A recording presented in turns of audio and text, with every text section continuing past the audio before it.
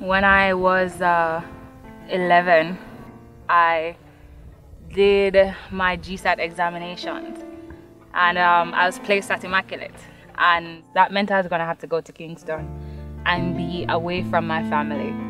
And that was fine until when I was in first form at a new school in a new environment, and my mother died in a car accident.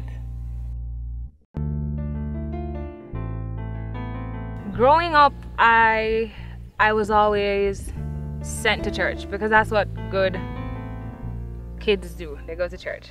I was in an Anglican church, and I went to confirmation class, and we had to go through the ropes of being confirmed so we could take communion, and I couldn't do it. I couldn't be confirmed. I couldn't follow through. My heart was not in it. So I couldn't follow through with that. My family was not very pleased about that because this is what I was supposed to do. And that is really the basis of my life as a teenager. I was doing things that I was supposed to do, and the going place that I was supposed to be at, and I was supposed to be this person. And it was a lot of rules and a lot of regulations, and like any normal teenager, I just was not about it. I just wanted to rebel. I just wanted to have my own way. Every party there was to be at, I was there. Every alcohol to intake, I was intaking it. Everything there was to smoke, I was smoking it.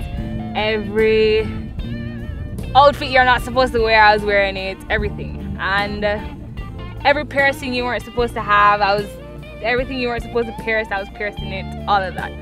And it got to a place where God just literally had to just grab me and draw me out of that and just ask me what am I doing. And I really didn't have an answer because I didn't know what I was doing either.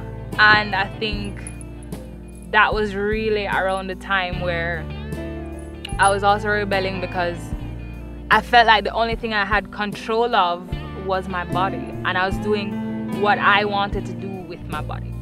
I wasn't doing the things that normal teenager ought to have been doing.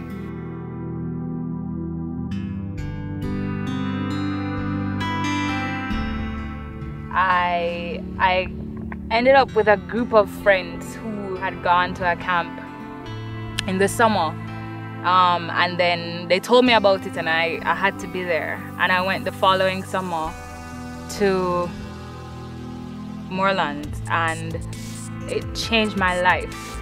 That's when I really met Christ, and I really got the opportunity to see that there's more to Christ than just going to church and just singing songs and just reading this Bible. That it really was a lifestyle that you lived. Camp is not just for the campers, it's also for the counselors. And God is just relentless. He is so deliberate and relentless, and he just chooses the pieces to move, and you don't really see all of it until you never really see all of it. Hindsight is really 20/20.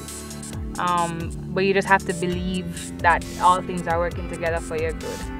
I counseled for a few years, but I think what really changed my life was being introduced to a church called Generations Church.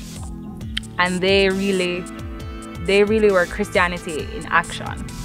And they were family. It was literally this family of Christ, and these people that loved you and they wanted the best for you. And it was really just about loving God and loving people. And that was very strange to me because the Christianity that we're taught in the Caribbean, in this part of the world, it's about you need to look a certain way, you need to do certain things, you need to be a certain person. And this is a whole new way of looking at Christ for me. And that changed everything for me.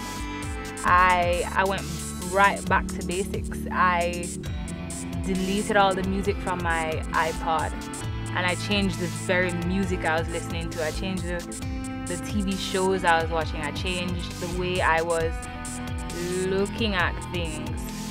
When my mother died, it was a very hard time. Any parent dying, that's a hard time. But it was rough because then I have this father who could be my grandfather. My father is actually older than my mother's mother, so he legitimately could be my grandfather. So I'm left with this father. I'm left with these two younger brothers who really don't understand the concept of death. My little brother was 6 years old, and I had to sit him down and explain to him that, listen, mommy's not coming home tonight. And he really, I don't think he really understood that. And it was very hard for me to have I had to be that person that was this person that you see now. I wasn't able to be emotional. I wasn't able to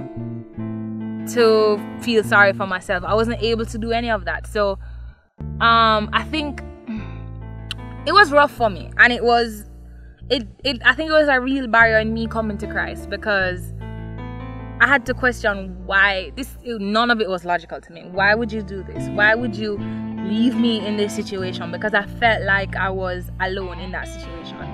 My mother's family is cut off from me, essentially. So I don't really have any female in my life who could be my mother.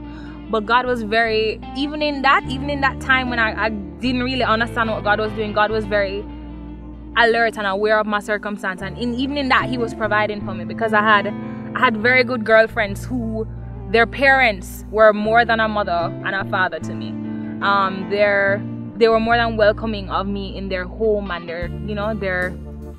they were listening, and they were, God really put the right persons in my life to, I don't want to say substitute, because you really can never substitute, but to alleviate that burden. I've had to figure out all the things on my own, and it has not been the easiest, but I see why God did it the way that He did it. Hindsight is always 20/20. I think if my mother were alive, if my mother had survived that car accident, if she had not gone to work that day, if my mother was still here, I think that there would be so much other issues that I would have been struggling with. I'm sure that my parents would have been fighting, and they would have probably been divorced by now. And sometimes when something bad happens to you, you can't see, all you can see it for is this situation. So when, if my mother dies, all I should look at it as, Lord, my mother died. Why would God do this to me? But instead I saw my mother dying as God protecting me from something that could have been even worse. Like, when I think about the possibility of my mother living and the ramifications of that, I think that I would have been a different person. In a good and a bad way, I think that God worked it out for me to be this person that I am at this moment in my life, to use me for His glory. I feel like it's an instrumental part of my testimony. I would not have changed it. I would not have gone back that day and said to her, don't go to work today, a truck is gonna turn over on you. I would not. I would have, God has a purpose for every single thing. Me doing this video right now, I don't know who's gonna see this video, who's going to listen to all of this video, and God has a purpose for every single word that I'm saying right now, because these are not my words. These are God's words. These are God's words. This is what He wants me to say. This is what I've been through. This is my testimony. I am Apryl July, and I am the movement.